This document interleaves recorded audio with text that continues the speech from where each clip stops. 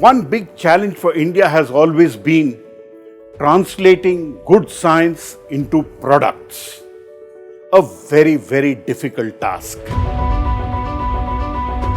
Part of a large life science facility in Bangalore, several products developed by them, like this, which comes from seaweeds and helps in promotion of growth of different plants in agriculture, or to a new antibiotic which is likely to come, still under trial. All of this possible because of things which happen at what is called C-Camp. I think C-Camp is a phenomenal example of bold thinking by government in terms of building models which are newer models, bolder models to take science forward. Center for Cellular Molecular Platforms, which is hand-holding startups, companies to take that last leap. We have the new molecule which is christened as BW977. It is the first molecule which is broad spectrum antibiotic. That means it kills both gram-positive and gram-negative bacteria. This is the first new class of molecule that has been discovered in the last 60 years. Biomonitor basically makes solutions to prevent the spread of infections. Originally meant for hospital spaces, but now post-COVID, as we worry about infection in our homes and our community also, in those spaces as well.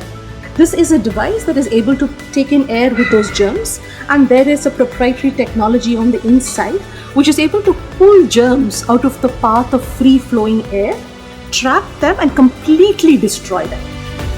Pandorum Technologies is a tissue engineering and regenerative medicine company.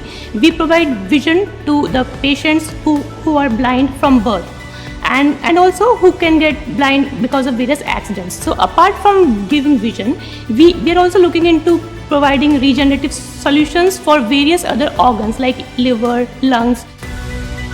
So Spotsense is a company that is creating rapid diagnostics across bedside diagnostics and clinical chemistry. This is a product that we designed to be an analyzer that can be used at community patients for simple biochemical markers, infectious diseases, or also any kind of non-communicable diseases.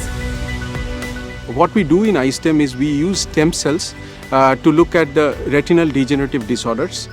We are using pluripotent stem cells to make retinal pigment epithelial cells, which are the cells which are lost as a result of age-related macular degeneration.